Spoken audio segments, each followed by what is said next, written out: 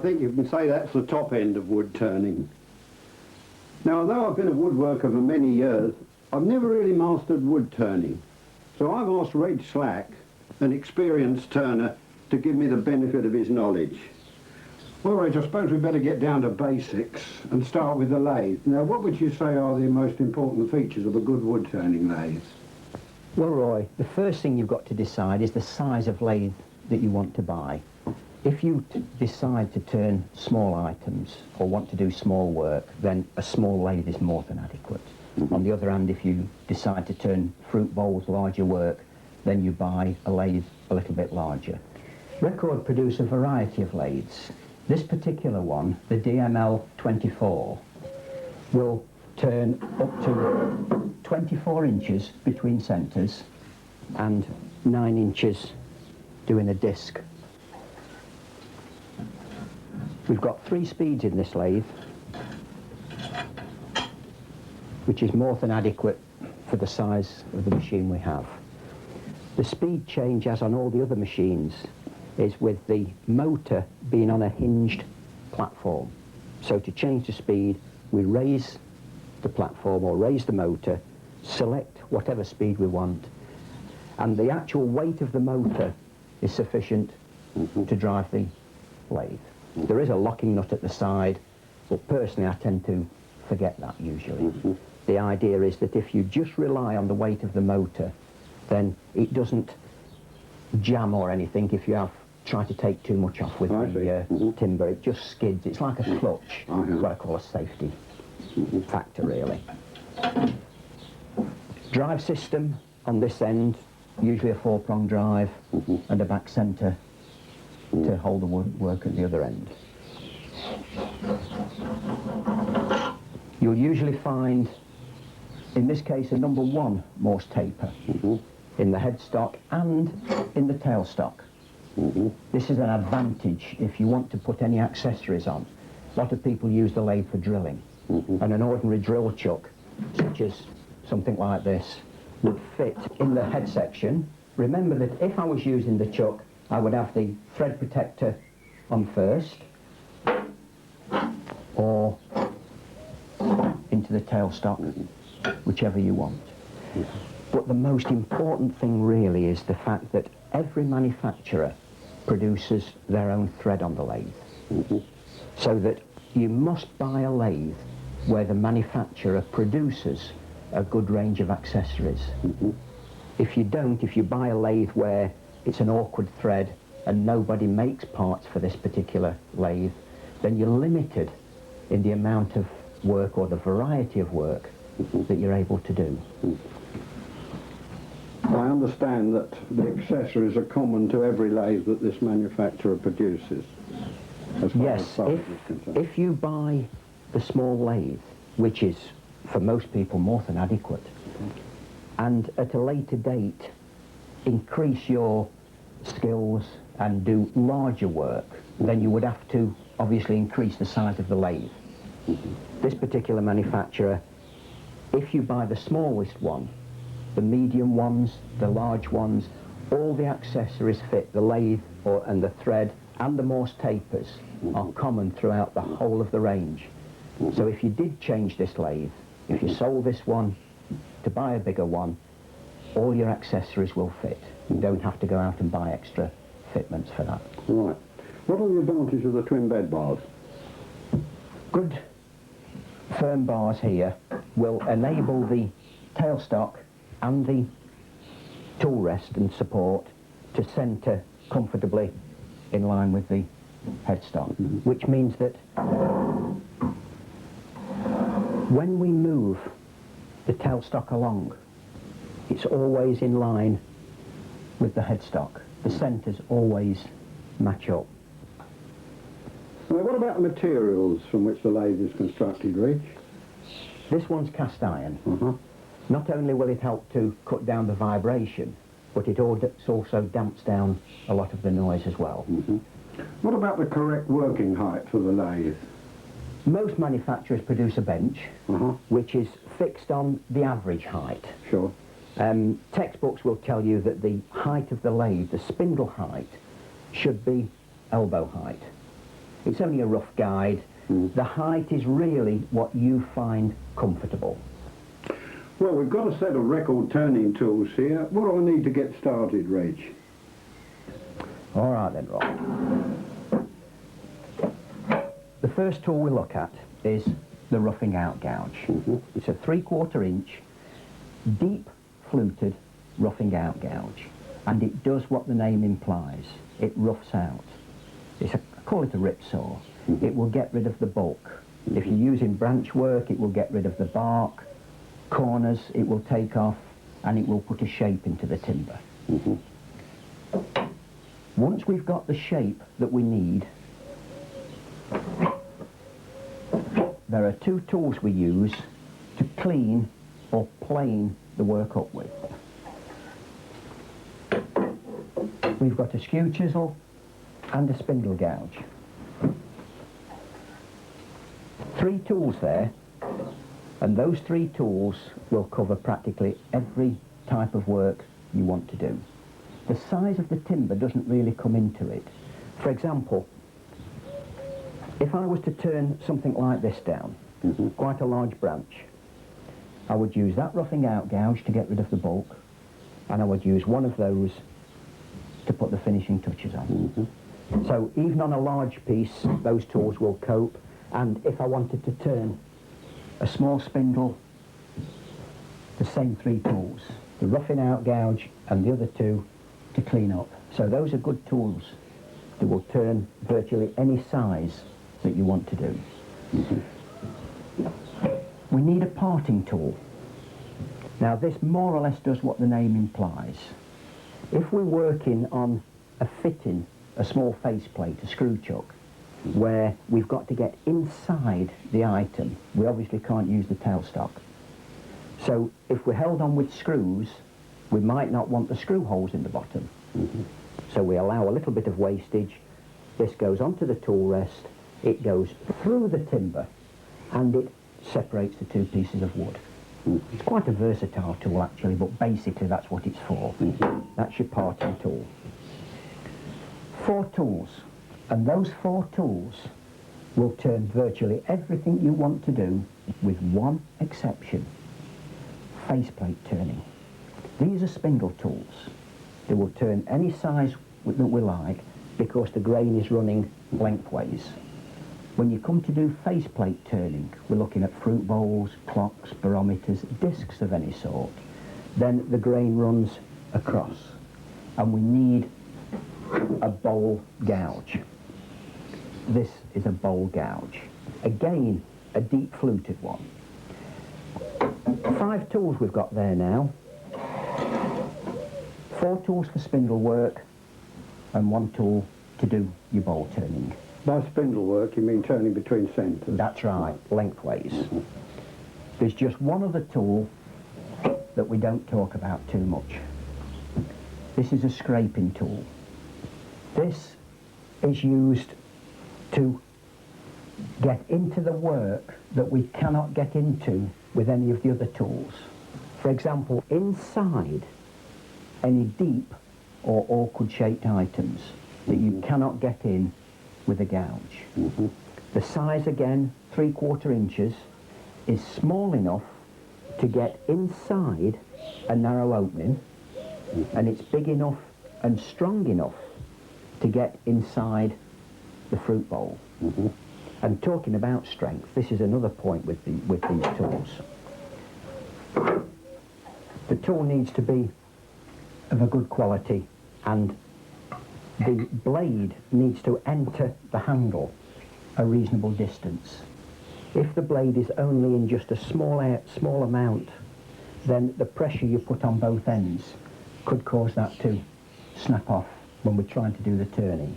So it needs to be in the handle a reasonable distance. And as an extra precaution on that, a good strong ferrule across there to stop any splitting that might occur from the timber. You may be wondering why I can take this tool apart so easily. It's purely a demonstration tool. I see. Reg, I've treated myself to the set of record 8 turning tools. Now, what do you think of them? That's fine, Roy. What they've done here, actually, they've got the same as we've been using. The 3/4 inch roughing out gouge, the small spindle gouge.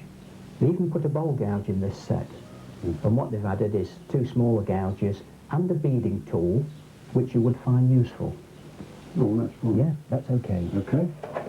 Right, now, I understand we're going to start by spindle turning. That's turning between centres. So what's the next operation? Okay. We don't need this then. Right.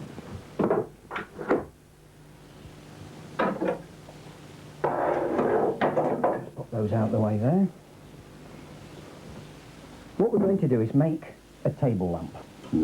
In this case, I've provided a piece of cherry branch. Most people think that to turn you have to buy square section timber and cut all the corners off. Wood turning is terrific. We can turn all sorts of items. To mount this on the lathe, we find the centre of this. Now, in this case, it's going to be a little bit of guesswork because of the irregularity on that. If it was a square piece, we would have no problems. We could work diagonally from corner to corner, find it exactly.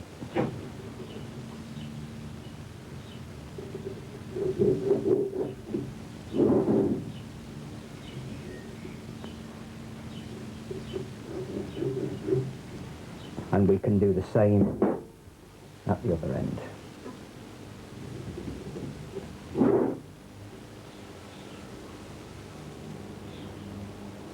It can't be exactly right because of the shape on that. Now, before we put the piece of wood on the lathe,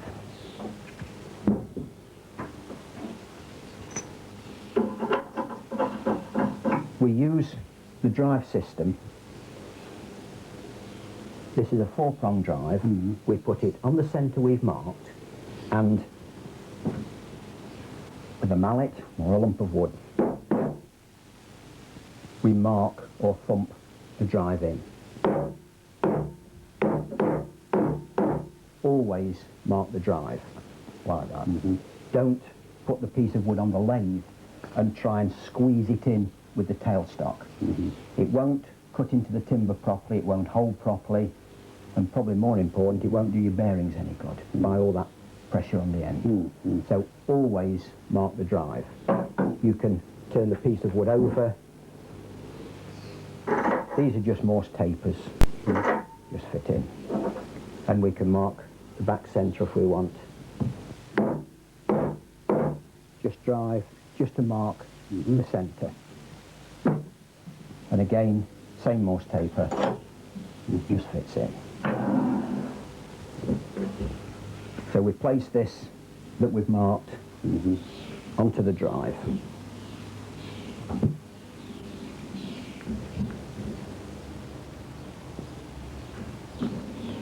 We bring the tailstock up and just nip the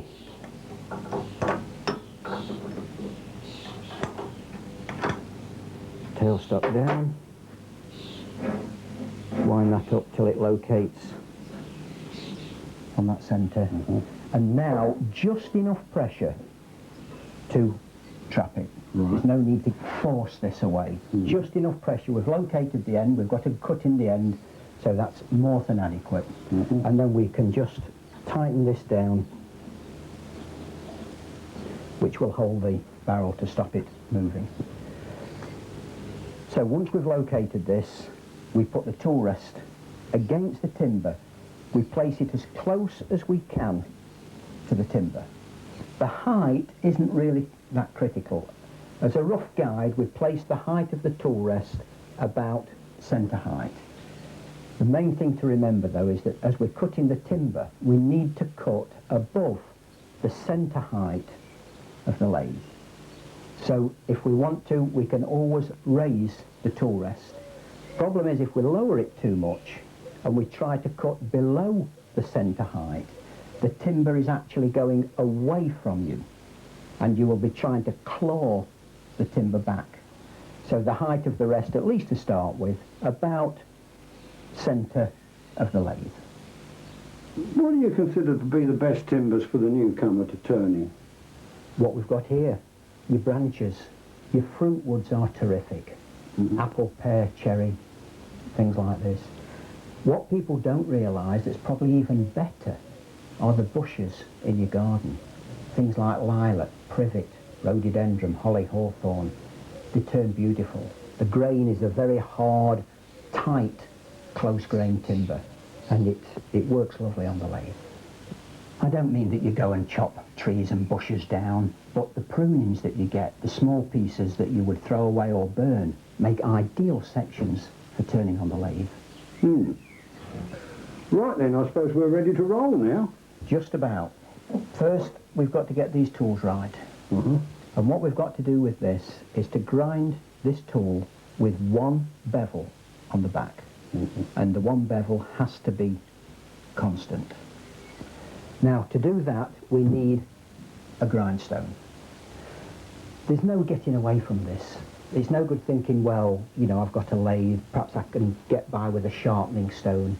We're talking about wood turning now. And what we need is an ordinary double-ended grindstone. You'll notice with this, there's two different coloured wheels. The white wheel is ideal for the high-speed tools that we're using. The carbon one, well, we can use that. It'll work on any tools, but ideally the white one. This is a nice handy grindstone. We've got the best of both worlds with this. Now, to grind this tool, what we have to do is to grind this with one bevel on the back. Now, this is important. We need one bevel. Now, you've had a go at grinding. You've been turning for a short while. You've been machining, so you know about a grindstone. You know how awkward it is to go to the grindstone and line that bevel exactly on the wheel the same every time. You go forward and you screw your head round to have a look at it, and then you come back, you switch on, you try and grind, and when you look at it you say, oh dear, or something like that anyway. But you've got two bevels now. It's a mess. So you go back and have another go. And of course, when you've had that, you might have three bevels on. Well, the easiest thing that I've found, just a scrap piece of plywood, just cut in a disc, the same arc as the wheel. In this case, all I've done is put a couple of these sticky fixers, so that what we've got to do is place that onto the grindstone, which will go as close to the stone as we can, and just press that down. Now, what we need to do is grind this tool up. The manufacturers will have put a bevel on this tool that we can work to. It means that we put the tool on the rest, we look down the edge and line the bevel of the tool up on the grindstone. Now, once we've done that, that will give us the correct angle to grind the tool. Very carefully then, we move across and we put a mark on that card, just where the cutting edge is. And we can make that a little bit more prominent there. Now, that has lined the gouge up on the bevel the same height. So every time you pick this tool up now, there's no guesswork. It goes on the rest, the cutting edge goes against the mark, we move across and we roll from side to side. Now that's the gouge. The chisel is done in the same way. It's a longer bevel. The combined angle of this is usually about 30 degrees. So again, on the tool rest, look down the back and line the tool up on the grindstone. Move it across gently, and where the cutting edge comes there, we put a mark on the card. And what we've got on there now are two marks, and as far as wood turning goes, those two marks will cover everything. The tool goes on the tool rest, the cutting edge against the mark on the disc, then we move across carefully and rotate the tool from side to side.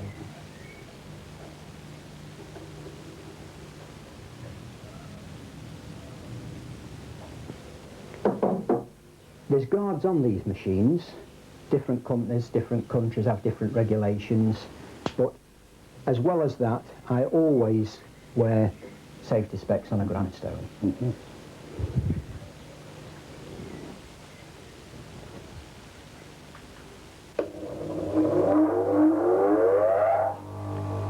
So now it's running on the rest.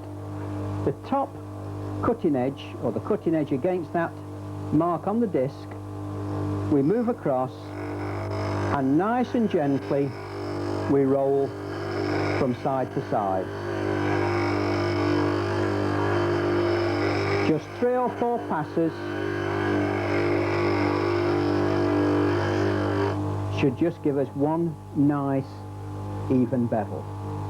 When you first do this, the tool is bound to wander a little bit, but the advantage you've got is that you're not going back to a bevel you've got wrong and increase the error.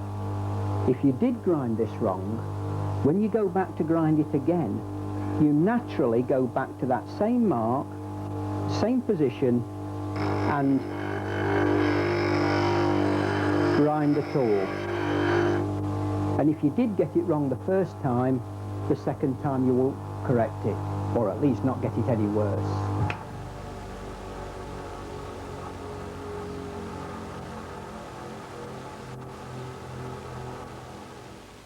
The skew chisel on the tool rest, the cutting edge against the top mark, and we move across onto the stone, gently backwards and forwards. As long as we line it up, both sides will be the same. The parting tool goes level with the high mark, same as the skew chisel. Both sides will be the same.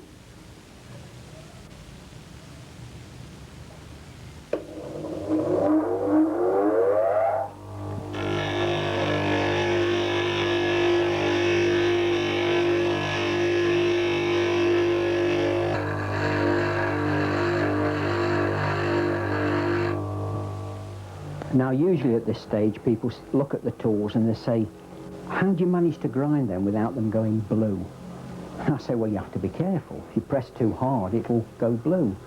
And they say, but I am careful. No matter how gentle I am, it still burns the tool. Now 2 things are going to happen with the grindstone. First of all, bits of steel get embedded in the stone, and steel's not abrasive. It gets clogged up. And the centre of the stone will also wear a little bit hollow. So when you get your grindstone, what you need is just a simple dressing stick. The way this works is that it's offered to the stone while it's running with one of the flat edges on the rest again, just to support it. Put one of the edges against the stone and just rub it gently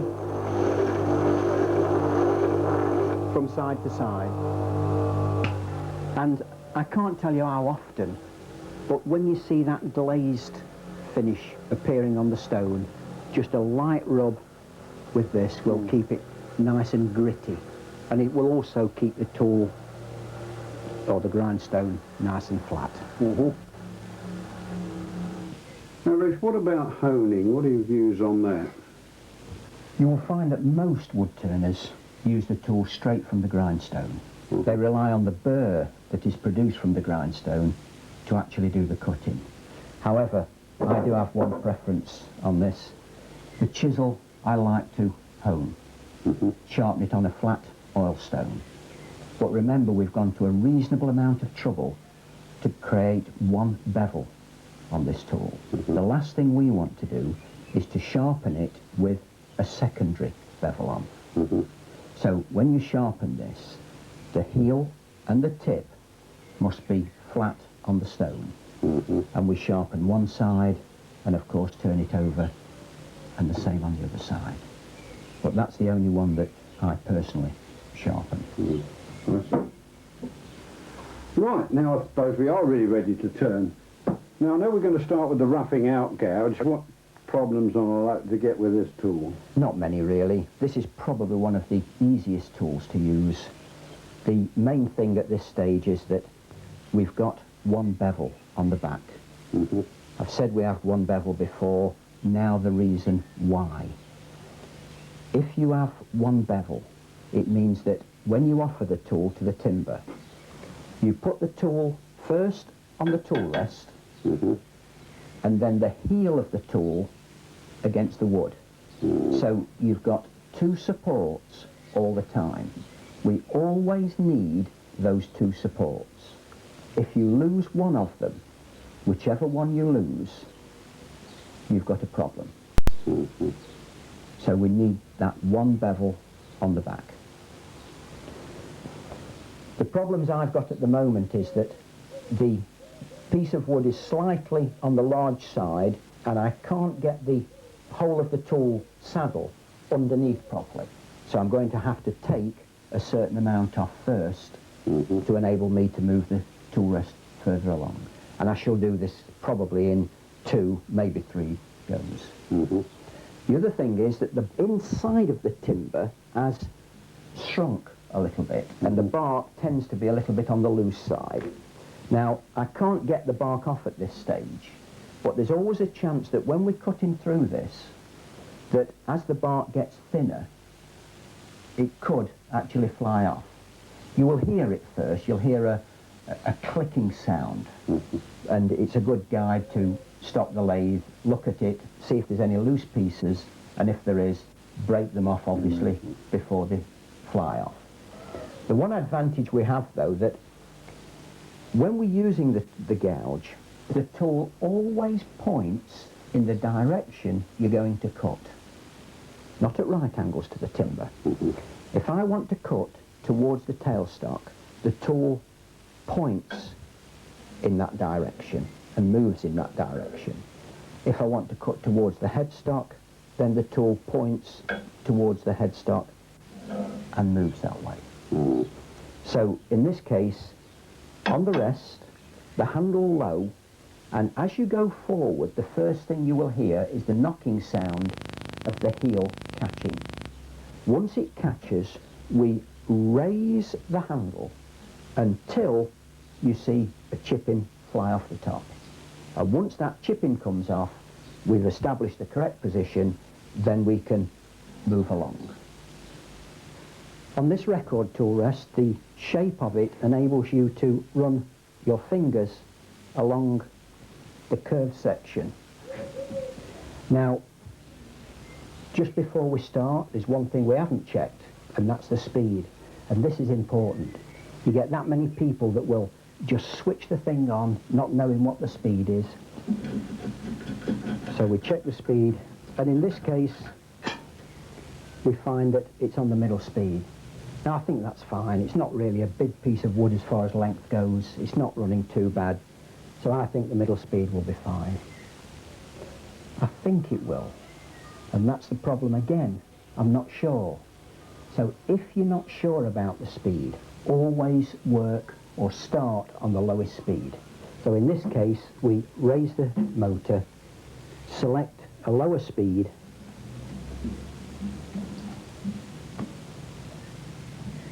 and again, the weight of the motor is sufficient to put the belt in tension.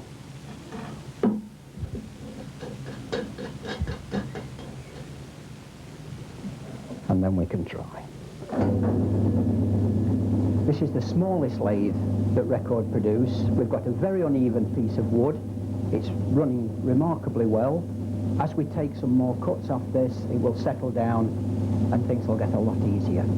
So, the tool on the tool rest, handle low, and the first thing you will hear is that clicking sound.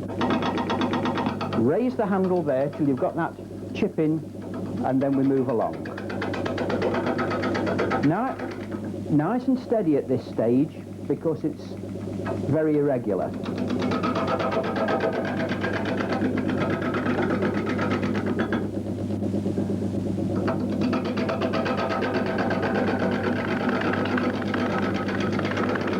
Did you hear that change of tone, that noise?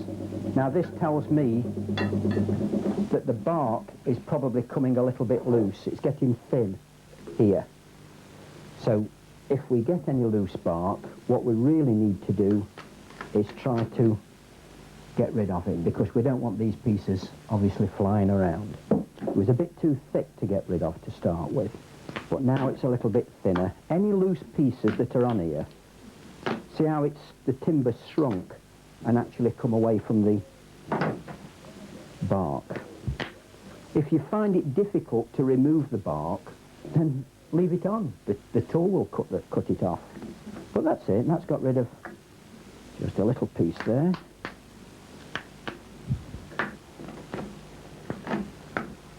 But that's okay, that's fixed on there. So we'll take a little bit more off. Still the rest all the time, and always the heel, raise and along.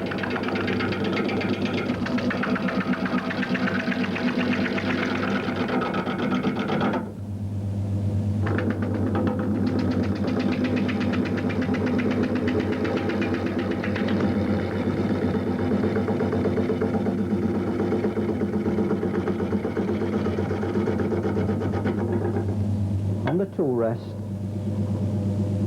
the heel, raise the handle till we get that shaving, and then move along the rest.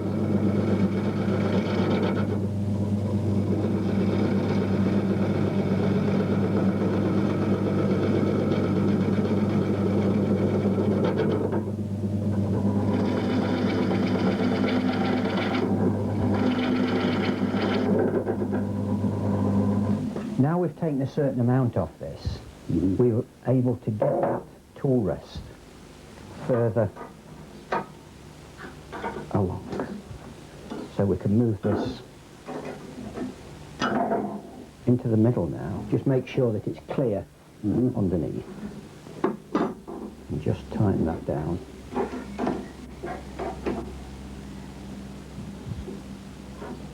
Again, just check. And now, starting further back, still on the rest, find the heel, raise the handle again till we get the little chipping coming off, and then along. Nice and steady, while it's still irregular.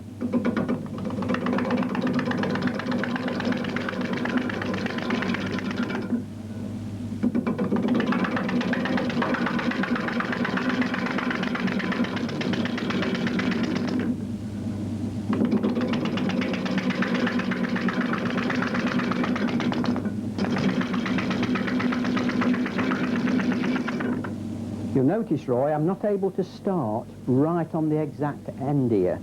That's because working out here, even if the rest was long enough, I would not be able to find the heel.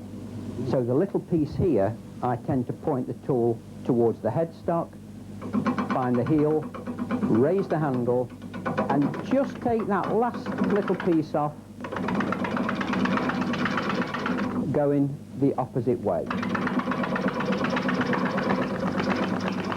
I can start to hear that flapping sound again, and it looks like we've got a little bit of bark somewhere along here that's starting to come loose. So we take this off, same as before. If it won't come off, then we obviously leave it on. Whoops, there we are. That's the last thing we want, is a piece like that coming off. But that's tight, that's okay. The other thing at this stage is that by taking a certain amount off, we're creating a gap between the tool rest and the timber. So at this stage again now, while the lathe is stopped, we can move the tool rest forward a little bit and carry on.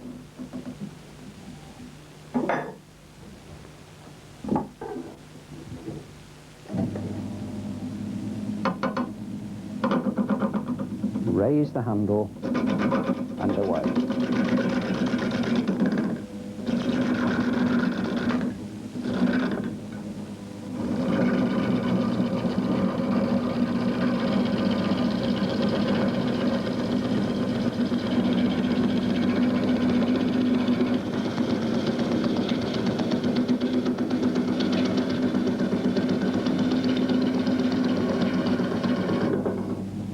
Again, don't forget this piece is getting larger this end. So we keep taking that down.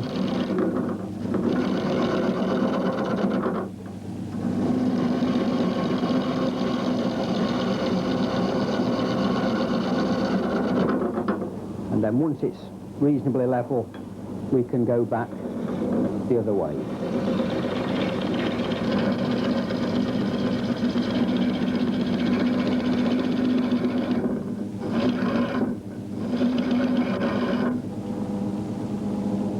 Again, we're going to have to keep stopping the lathe and adjusting the tool rest and keep it as close as we can. There's just one other thing we can look at this stage. I'm having to cut fairly slowly because of the irregularity. Now it's running true. So what I would do at this stage is change the speed. This time I'm going to go up to the centre speed, which is about 1,000 revs. Again, the hinge platform makes the belt changing very, very easy. And also we've got these flat poly V belts. You can see the grooves on the inside, which really give a good grip on the pulleys. So that's just changed over. And again, the weight of the motor is enough to put the belt in tension. Now we've changed the speed, you'll find that it'll run quite nicely, running nice and smooth. We make the same cuts, no different technique because the speed's different. On the rest, find the heel, raise the handle, and again, nice and steady. I see what you mean, Reg. These lathes run remarkably smoothly once you've turned the block into a cylinder. Well, of course, Roy, the cast iron construction, which is a feature of all the record lathes, actually absorbs a lot of the noise.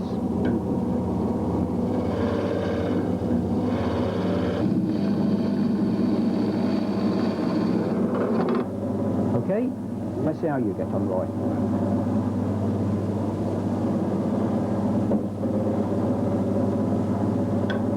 Now before you start, Roy, make sure the handle's quite low. I want you to feel that heel first. Lovely.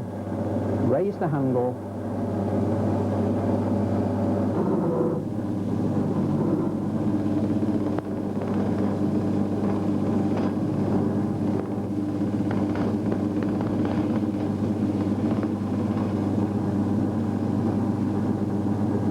If you lose the cut, just raise the handle a fraction higher.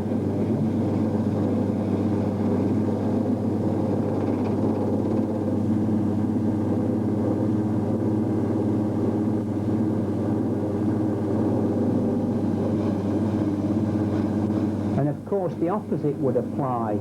If you're taking too much off, you lower the handle a fraction. All a matter of pivoting the tool on that heel.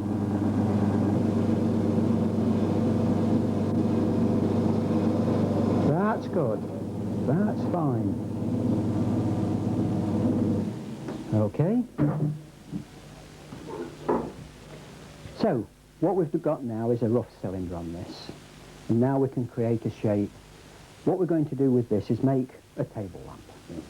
So, the main thing now is to get this shaped on. Again, always on the rest. Always find the heel.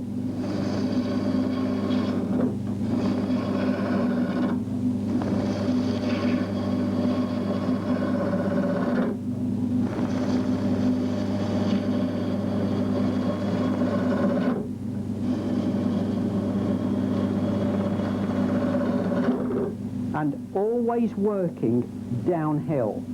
Don't try and work uphill. Always from the largest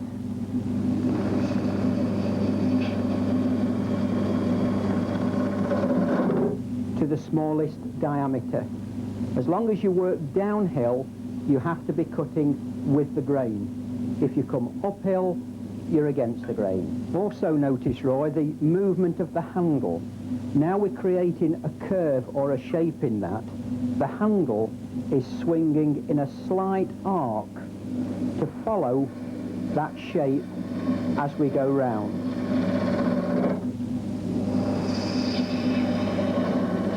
Down one side,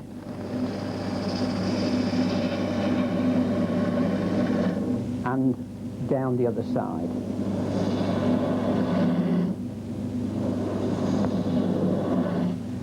This bottom section again, notice this time, instead of doing the concave section, we're going to produce a round. The tool is still on the rest, still on the heel, but this time the flute will roll onto its side. So the flute starts more or less facing the ceiling, still on the heel, and as we go along the timber, we roll the tool over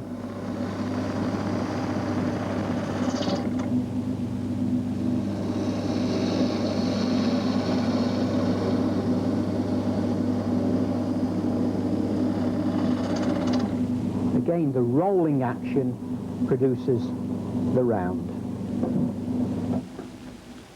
Now once we've got rid of the bulk, what I want to do now is finish off, clean the work up, plane it up, make a good finish. Now first of all, I'm going to use the small spindle gouge to clean the concaved section up. The same thing applies with this. The technique is exactly the same as the roughing out gouge. On the tool rest, find the heel, raise the handle till you get that little bit of dust, and then ease it in and follow that shape all the way around.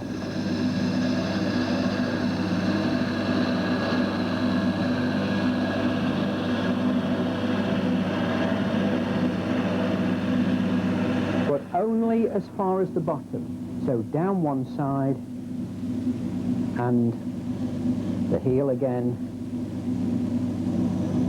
down the other side.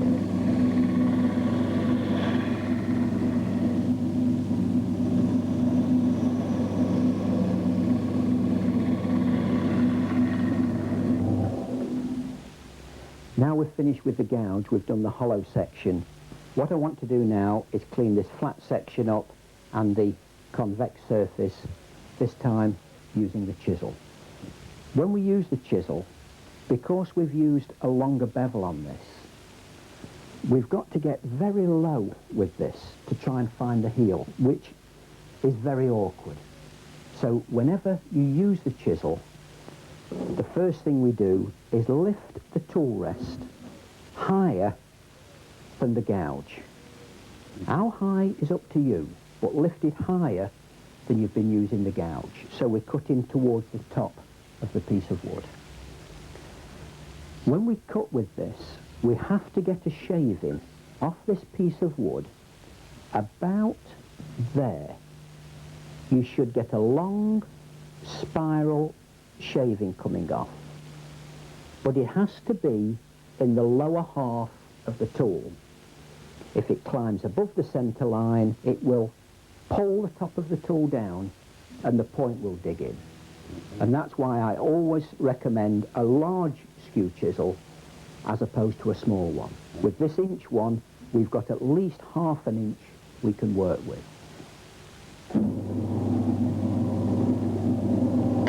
On the rest,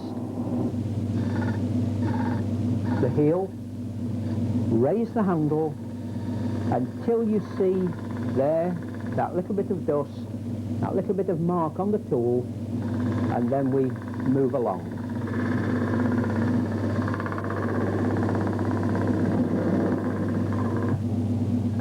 Turning the tool over, pointing the tool towards the headstock, the rest, the heel, raise the handle again and make the next pass.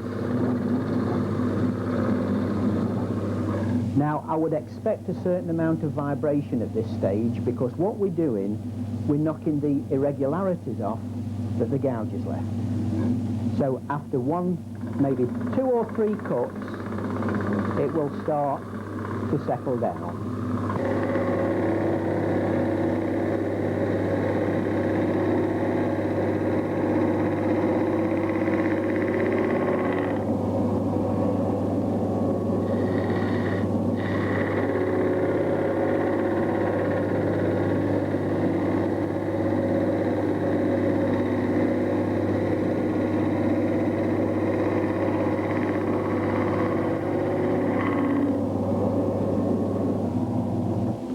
And that should give us quite a nice finish that shouldn't require a vast amount of abrasive sun. If we want to put some small V-cuts in, this can be done quite easily with the point of the chisel. And if you want to put any smaller curves than that in, we can do it with a small gouge. That's the advantage of that small gouge. Not only will it do large shapes, but it will also do the small shapes as well.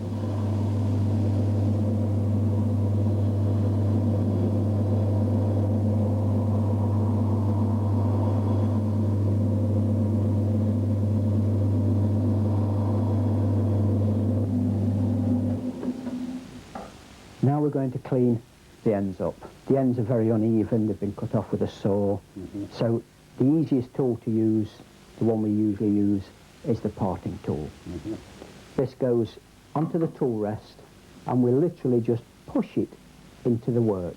We don't find the heel this time. Basically a scraping action.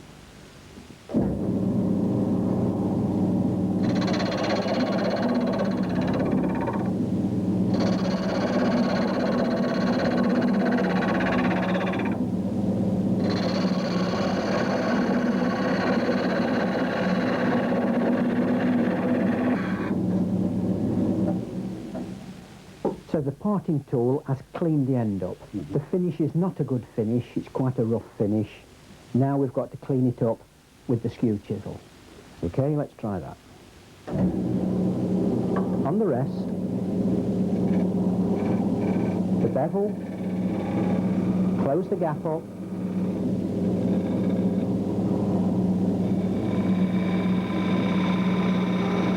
and just at the point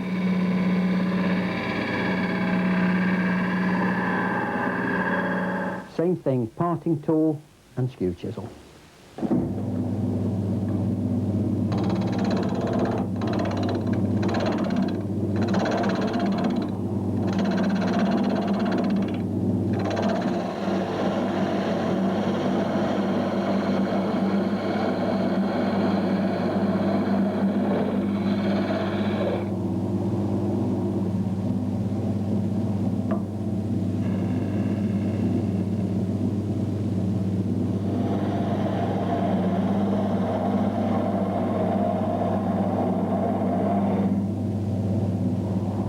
What I'd like you to look at there, Roy, is the difference between the two cuts. The rough cut that we're getting from the parting tool and the new cut, the top cut that we're getting from the skew chisel.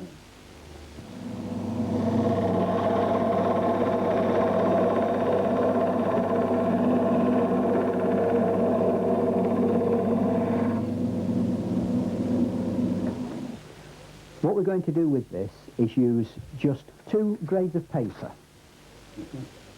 Depending on how bad the timber is, it's up to you how many pieces you use. And I'm going to use some record speed and ease. It's got a sealer in, so we must make sure we give it a good shake. And I like this because it is applied while the timber is running. And it's got a sealer in it, and it dries very, very quickly. The coarse paper first, sanding underneath, not on the top, because if you put your fingers on the top, it could kick towards you. So underneath,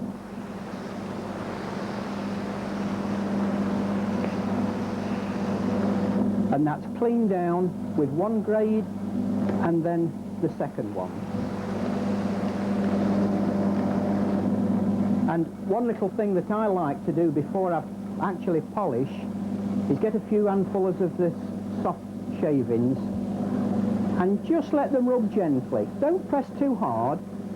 You can see the shine starting to build up on that timber, and it gives you a really good finish to put any waxes or polishers on.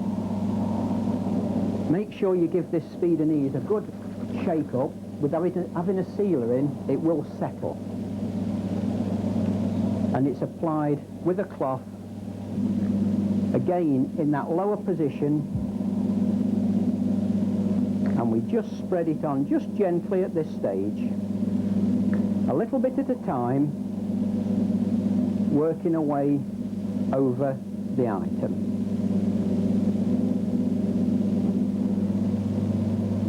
And then again a little bit of pressure,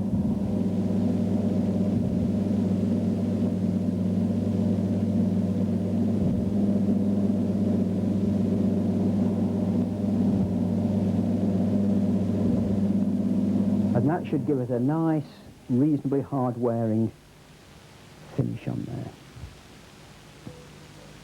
Now we've got this completely finished, polished up. What I want to show you now, Roy, is how to get a hole through the middle of this. Now we need what we call a long hole boring kit. In this case, it involves a long auger. This is 2'6" long, and if you should be able to drill a hole through a 4-foot length piece of wood, because obviously we work from both ends. We also need a new back centre, the same as this one, the difference being that we've got a hole through the middle that will accept the auger. The drive centre here we've got is the same as the original, except that it's got a pilot in the middle of it. And those three items consist of the long hole boring kit. To use them, the first thing we do is remove the centre we've been using and replace it with the new one with the hole in the back. We've still got the drive marks on the end, so we place that onto the drive, and the point in the middle will locate the centre.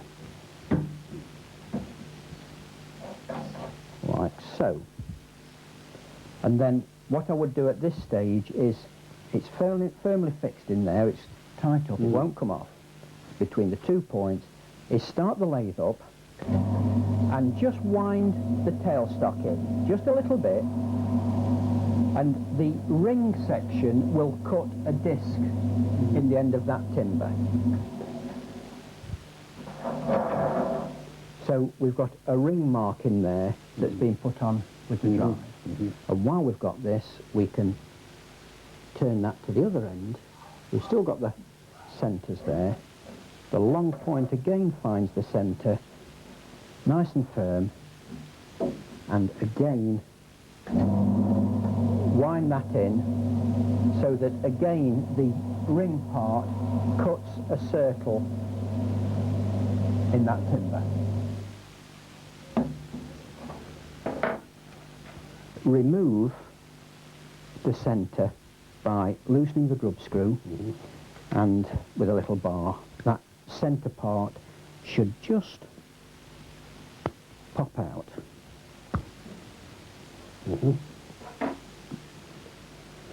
And that's placed back into there, and we remount the piece of wood onto the drive centre at one end. And now we've cut that small disc in there, that should be easily located onto the disc. Again, just enough pressure to hold it. So into the end, through the centre, and you can hear it in the timber, in and out.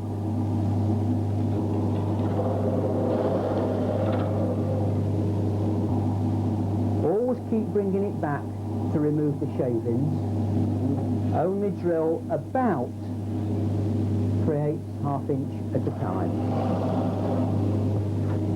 When you're drilling, make sure that we don't go above halfway through the timber, but always bring it back and clear those shavings.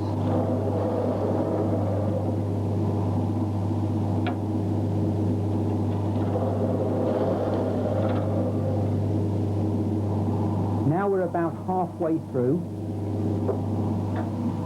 We can stop the lathe, take the piece off and turn it round. So that comes off. We just turn it over. Now we've got a problem because we've got a hole at the end. And it won't fit on that drive that we had. So now we've got to change this particular drive and replace it with the one with the pilot on. That means that now we can enter the pilot into the hole, which will line one end up. We bring the tail section up,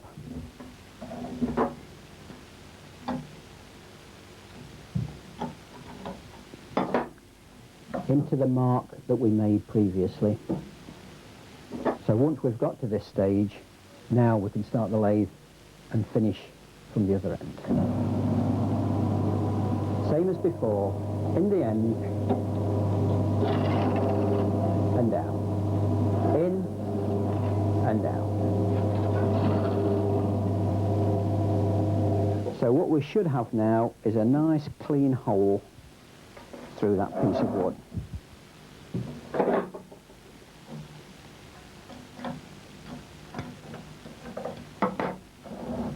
Still held on with the drive at that end. Good blow through this. Should clear that out and we'll have a nice clean hole through that. What we've got to do now is finish off by taking these two lumps off each end. Now this tool is a counterboring tool. It's not a piece of ordinary metal like we've got here, it's been case hardened. So it's actually a cutting tool. And what we do, we place the hole onto the pilot, bring the tail section up onto the rim, making sure that the drive isn't touching the timber. So we're held in quite comfortably between 2 points. We can switch the lathe on. That will hold quite easily. Keeping the piece of wood firmly against the tail section, we wind the tail section in.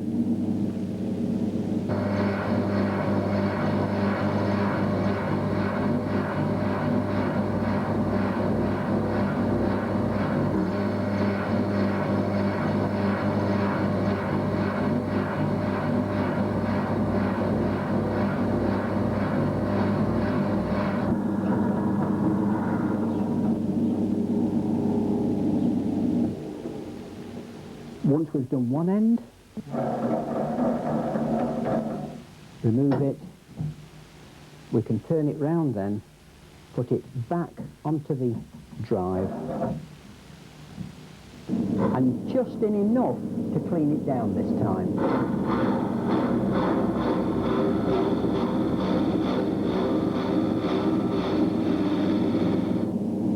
Just till it's level.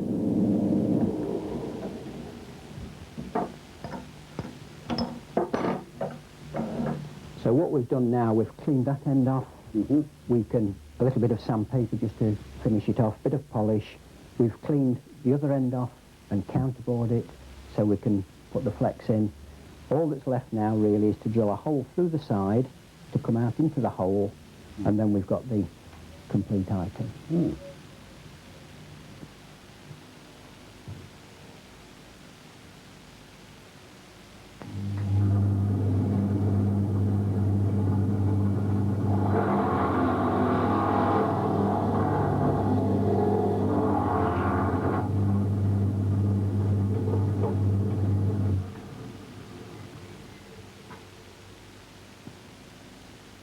Right, Reg, now we've seen the small lathe in action. What are the advantages of this larger machine? Well, Roy, because we've got a larger machine, we can turn larger items. The motor has to be a little bit larger in power. So we've got a larger motor. We've also got more speeds, because the larger the item, the bigger the diameter, the slower the speed we need. So in this case, 5 speeds changed the same way.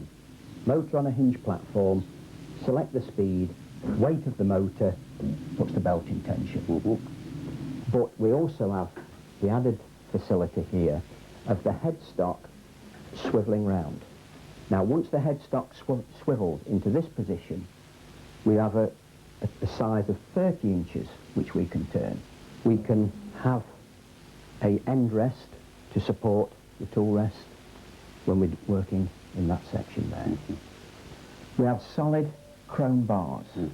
In this case we can turn up to 36 inches between centres, but we can get longer bars if we want.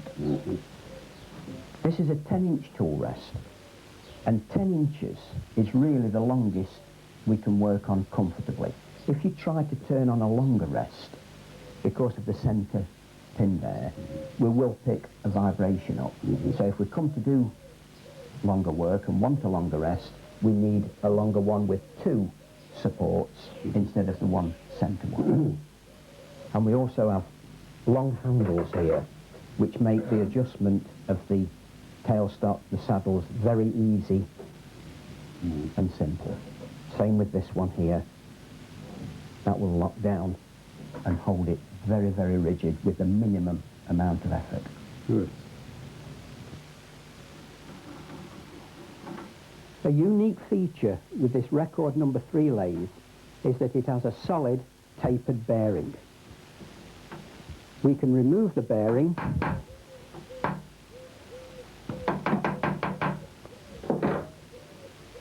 by loosening the outside locking ring and removing the inside one. The bearing will then come out. It shows the taper on the spindle, the taper on the inside of the bearing, which will obviously give you a terrific amount of support. And of course, with the bearing being tapered, if any wear takes place, we can adjust it at any time we like. That will slide in. We can put the inner locking ring on, and then just finger tight on the inside, tighten the outside one up and just tap it up. Reg, I see you've got a sizable blank there, so I imagine we're going to do some bowl turning. How do we set about this? Okay. First thing, we've got to find the centre of this.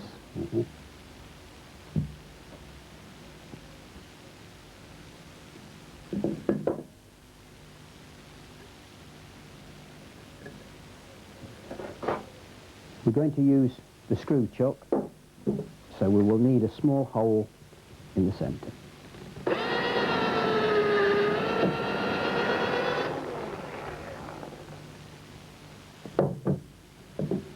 What we're going to use is what we call a wood screw chuck. This is a 2.5 inch screw chuck. They do come in different sizes. We can get a smaller one, and if the work gets a lot larger, we can also use a faceplate. The advantage with this chuck is that the centre will come out with the key supplied there, and that is an ordinary wood screw. There is a small keyway in the bottom for the flange of the screw to fit onto, so that when you place the screw inside there, the flange stops the screw spinning round, and the countersink underneath that drops onto there and centres that screw up in the middle. One other point of this wood screw chuck is that it has 2 additional holes, so we can add 2 more screws if the piece of wood gets a little bit large to cope with the 1 screw in the middle. So this is an ordinary number 14 wood screw, which we can replace at any time.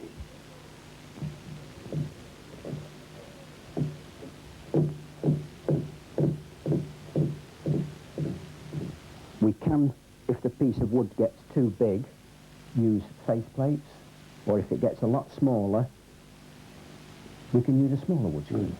That's a fairly sizable chunk of wood you're hanging on the screw, is that okay? Yes, that's fine. That's fine. That will lock in quite comfortably.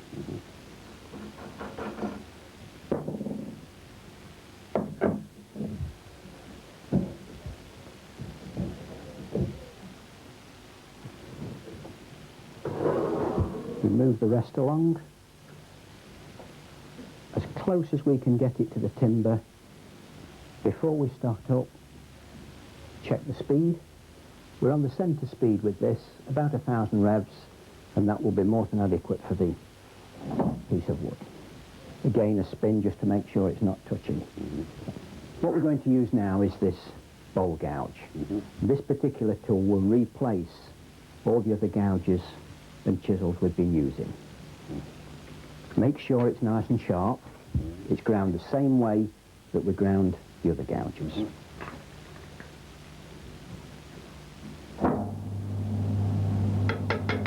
On the rest, find the heel, raise the handle,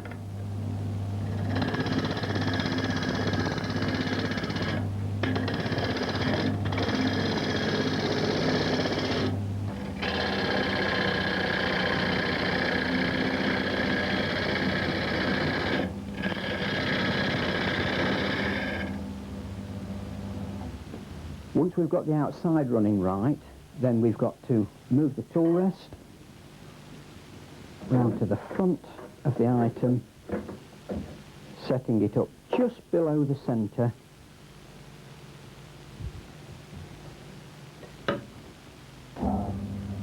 And we face the front off.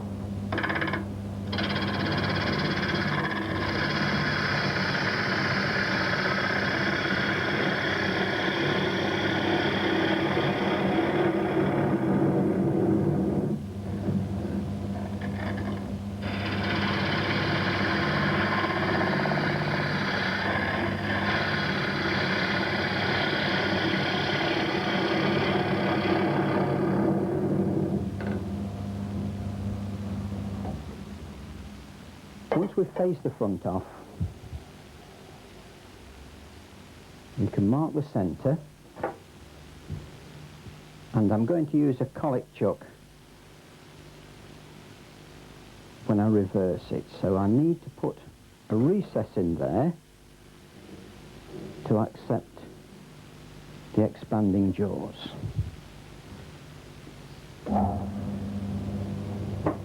Now the recess is put in with the parting tool.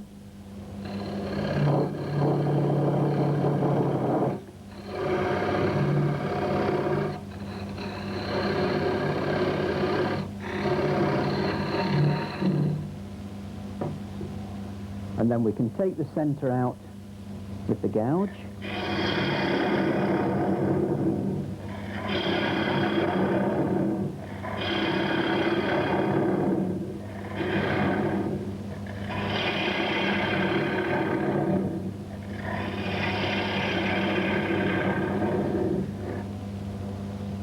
Because this is the base of the bowl and we want to remove this corner, to cut round the shape we have to cut outwards. Still on the rest, find the heel, bring the handle forward slightly to make the cut,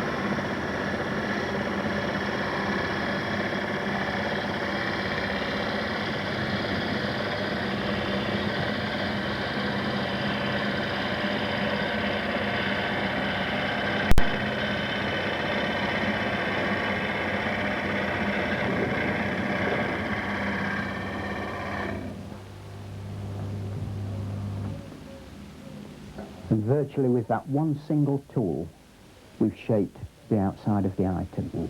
Again, what involves now is the sanding, the polishing, finish this side off completely, then we will use a different type of chuck when we reverse it.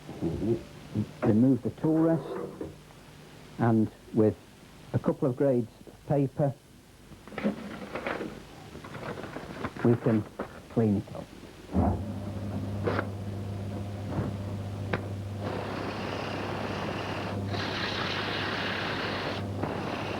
Again, always near the bottom section, not near the top.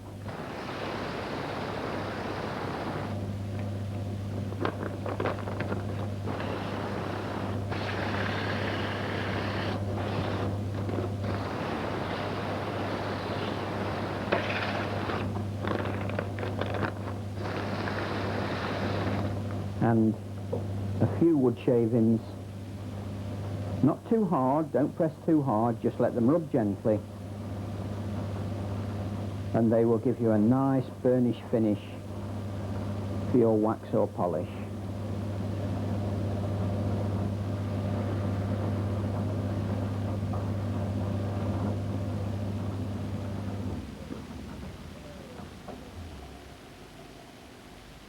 Now, having done the back, we've got to take it off the wood screw chuck,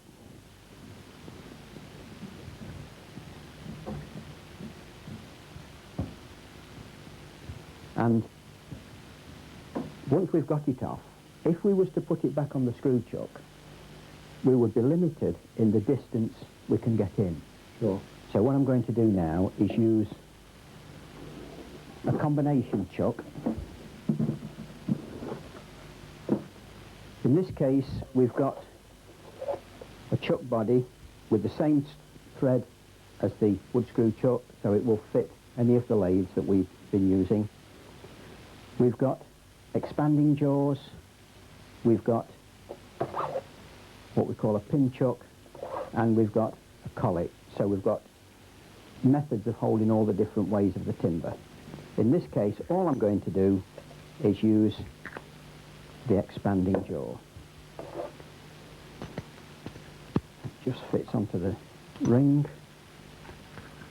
and that will go into the recess that we've made there. Then we tighten the locking ring up, just finger tight to start with, and then using the spanner and the bar, we can just nip it up.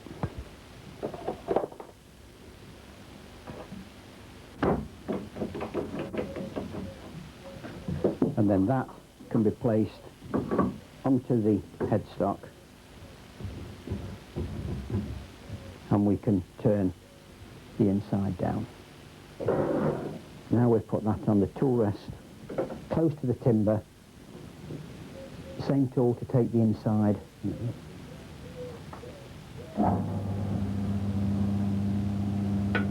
On the rest, the heel, again raise the handle,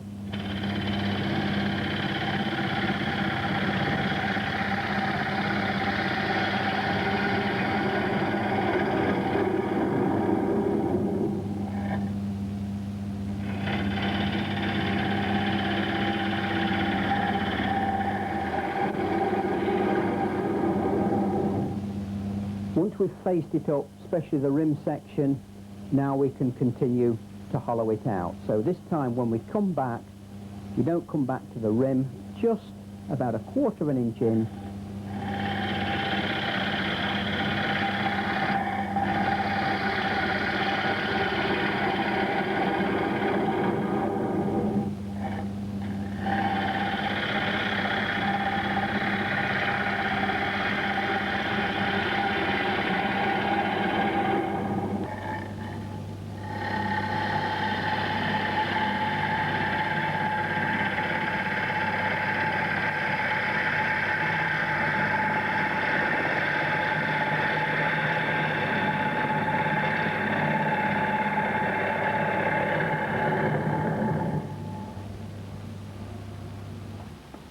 Now Roy, we've done all the turning so far with this bowl over the bars.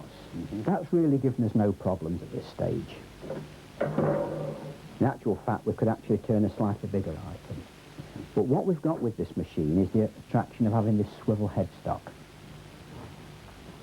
By releasing the bolt at the bottom, this will move round to the front, which will obviously give us a larger diameter if we wanted to turn, and also if any left-handed people do wood turning, quite often have problems trying to work over the bar. Whereas working at the front, you've got no restrictions with your bars and it'll work fine. Okay, we move this closer. The height's about right. Just make sure everything's tightened down. Make sure nothing's touching.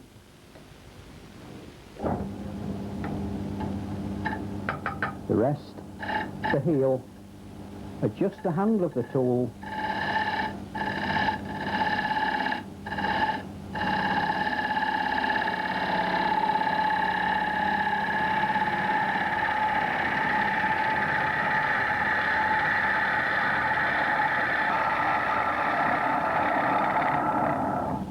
Notice, Roy, how the handle swings in an arc to follow the curve of the inside.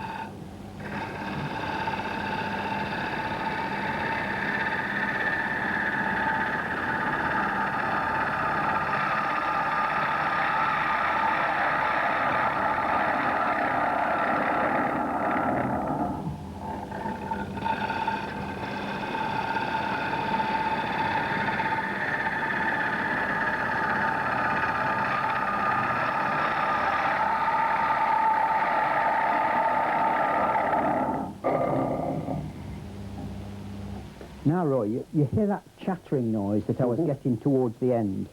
Obviously, as the bowl gets deeper, we get a longer overhang from the tool, and it gives us more problems to try and keep the heel against it.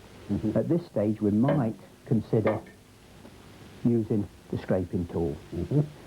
To use this, we lift the rest higher than the centre, because the scraper is always used in the inverted position.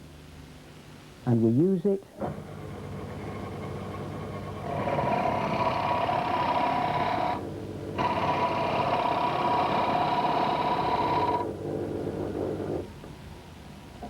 just pointing down, but you will see that the finish with the scraping tool is not as good as the finish we can get using the cutting tool, the gouge. So we're back to that phrase that I used before. We use a scraper when all other methods fail. Sure. So we finish off down lower with the gouge.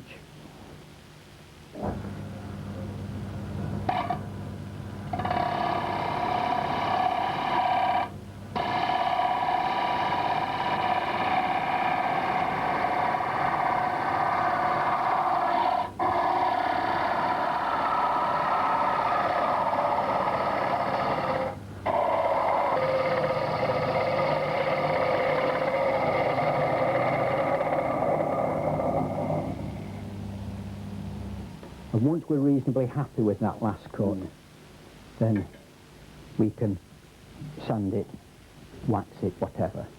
We move it back into the original position.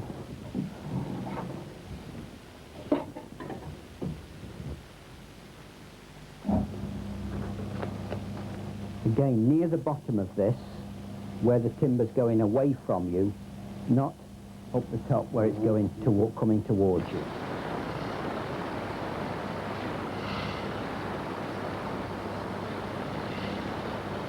Again, the two grades in this case.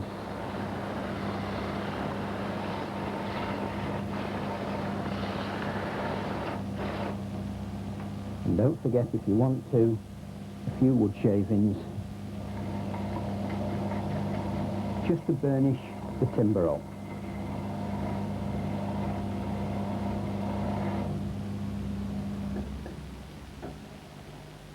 Now when we've got to that stage again, wax, polish, whatever you like can be rubbed on.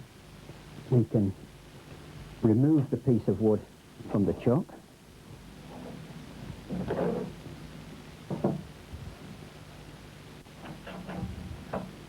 That just releases the expanding jaws.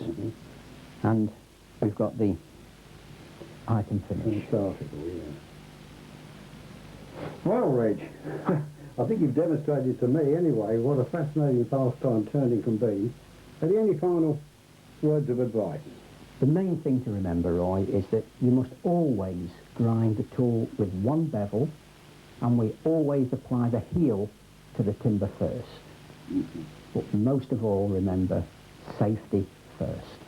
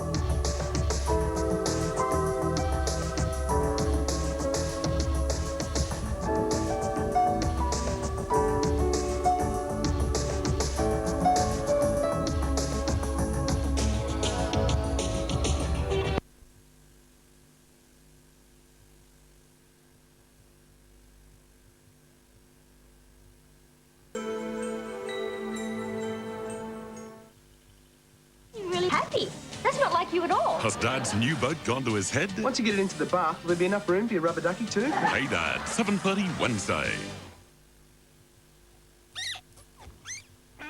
Latina Fresh is fresh pasta, specially sealed to keep it fresh, which has made Latina Fresh Australia's most popular fresh pasta. Latina Fresh pasta, the pasta you used to go out for. And new from Latina, the pasta sauces you used to go out for, now in your supermarket dairy case.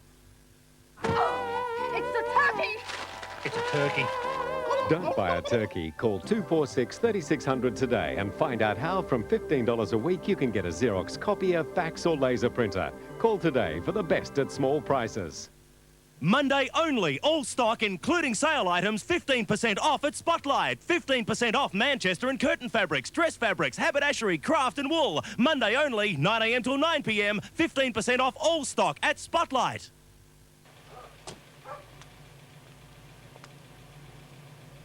Love birds, love skies.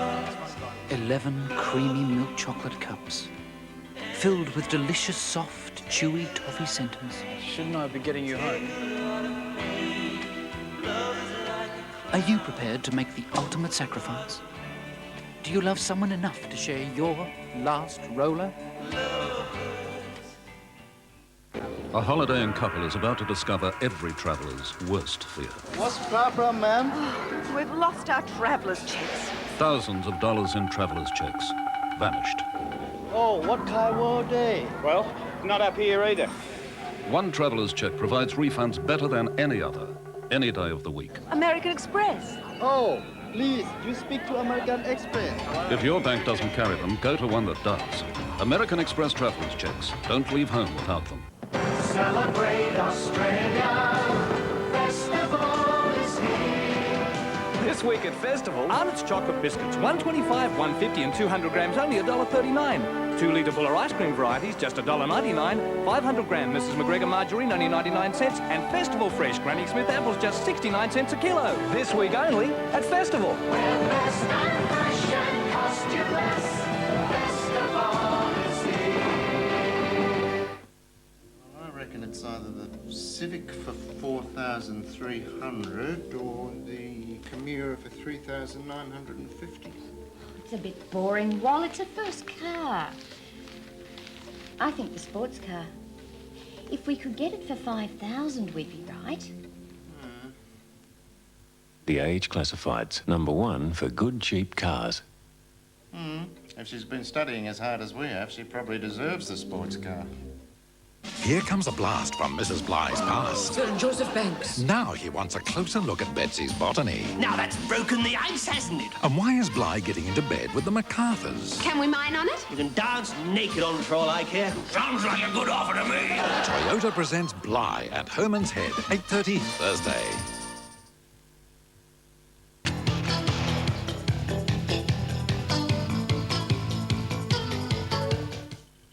Her husband's gone, and her daughter's next. Time to get even.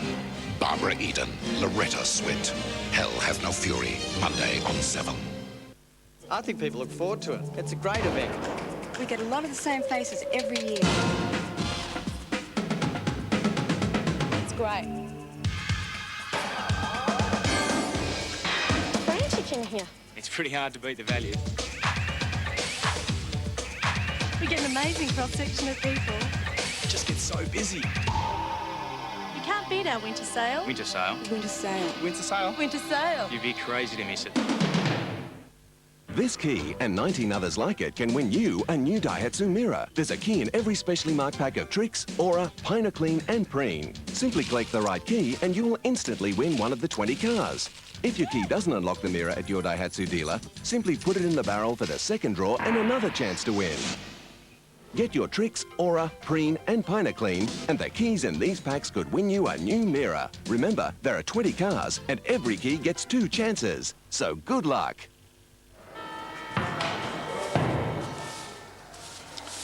If you want to get into my jumper, you'd better get into Sports Power. If you want to get into my boots, you'd better get into Sports Power.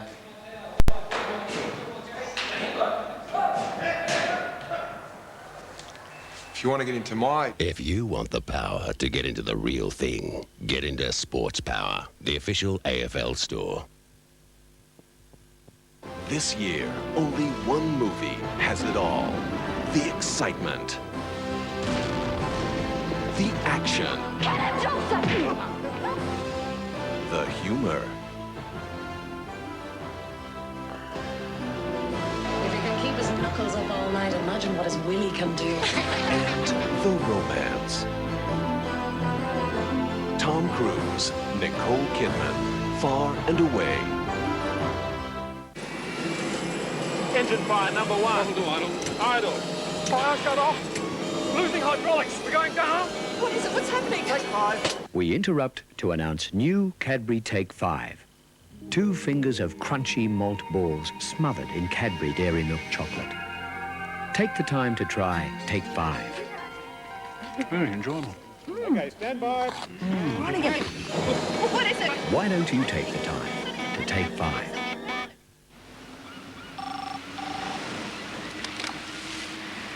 Yeah? You bought a new mobile phone? Yeah, and I'm not real sure how to work it. We'll call Telecom MobileNet. Oh, yeah, 7 p.m. on a Sunday night.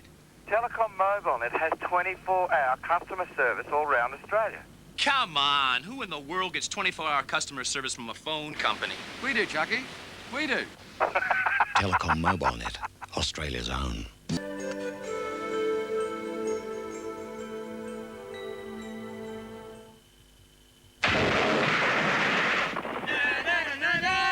My Hilux is unbreakable. It takes a full ton in the back and in the front. How's the price? Still low. The most powerful Hilux yet. Ow, what a feeling! Toyota! There are all sorts of claims being made about light beers these days. So what's so special about Foster's Special?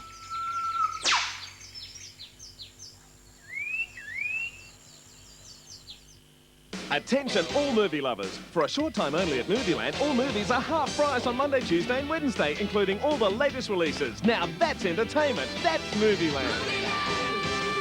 We'll entertain you. Travelling overseas? Don't risk higher prices at the airport. City International Duty Free have the most competitive prices on the full range of the latest Panasonic video cameras. From a low $895 with full warranty. Some can even see in the dark. And the G3 has wide scope that enables you to check sound and picture on the spot. Available from City International Duty Free, 185 Swanston Street, 245 Collins Street and 393 Clayton Road, Clayton. Also at West End Duty Free, 53 Queen Street, City. This sore throat hurts. Oh no, don't swallow. Don't swallow. That hurts. Oh, what's he got now? Oh, Strepsils, anaesthetic throat spray. That's new. Oh, anaesthetics penetrating my nerve endings. Pain's going. Strepsils quick. Doesn't even hurt to swallow. Think we feel like lunch. New Strepsils anaesthetic throat spray relieves pain fast. It's much more than a sale. It's Kmart's second big week of the Stock Take Sale. Tontine Homemaker Pillows, hot price $7.50 at the Stock Take Sale. Warner Super Saver CDs, 2 for $20 at the Stock Take Sale. 30% off famous brands ladies hosiery at the Stock Take Sale. Discount prices discounted further. Thousands of Stock Take savings store-wide. The Stock Take Sale, second big week only at Kmart. Don't miss the July Weekly. In a fascinating interview, Liz and Larry tell how opposites attract. Great pics of Lisa and family training for the Olympics. Yvonne Corley comes home to secret pain. Win a stunning diamond ring, pantyhose for a year, or a full range of white goods. There's brilliant birthday jumpers to knit, tips on camellias, and fabulous food allergy recipes, plus the Weekly's first ever sealed section. A must for teenage girls and their mums.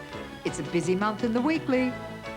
Tuesday, imagine a bacteria with brains that could become the world's most powerful device. It's totally unaware of its destiny. Imagine a cancer cure that comes from the forest. These trees were generally burned and thought to be worthless. Imagine living in a house made out of trash. Old tyres and aluminium cans. And the boat designed to make life-saving easier. It's different because it comes down to my level. Optus Communications proudly presents Beyond 2000, 8:30 Tuesday on 7.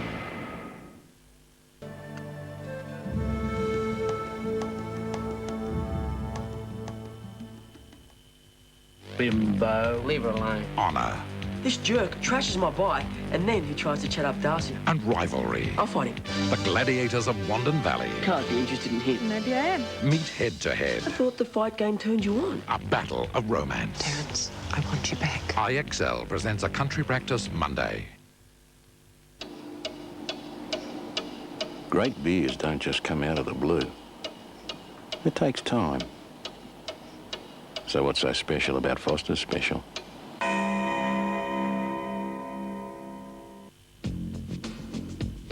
The One, a brand new album from Elton John. Elton John, The One, the album, in your store now. I reckon reckon it's either the Civic for 4,300 or the Camira for 3,950. It's a bit boring, Wal. It's a first car. I think the sports car. If we could get it for 5,000, we'd be right. The Age Classifieds, #1 for good, cheap cars. If she's been studying as hard as we have, she probably deserves the sports car. The level of blood at the blood bank is falling, and we urgently need blood donations, because it is this time of year especially when our stocks become alarmingly low. If you've given blood before, we need your help again. If you haven't, now's the time to start. So please give blood to the Red Cross Blood Bank's Winter Appeal. Don't leave us out in the cold. Sale. It's much more than a sale. It's Kmart's second big week of the Stock Take Sale. 30% off famous brands ladies' hosiery at the Stock Take Sale. Ladies' cotton briefs, 2 for $5 at the Stock Take Sale. 6-litre value pack of Castrol GTX2, hot price $13.45 at the Stock Take Sale. Discount prices discounted further. Thousands of Stock Take savings store-wide. The Stock Take Sale, second big week only at Kmart. 101.1 Double T FM, now with a fresh new music mix from the 70s. You are so beautiful. The 80s. You don't know me by now. The 90s.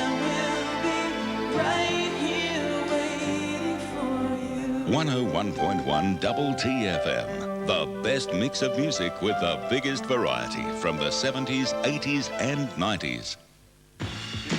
Is gonna get you. Gonna look you right in the face. Better get yourself together, darling. Join the human race. Where we all shine on. Like the moon and the stars and the sun. Yeah, we all shine on. He broke 7 world records and won 7 golds. Now, Mark Spitz returns to Munich to reflect on the historic 72 Olympics next.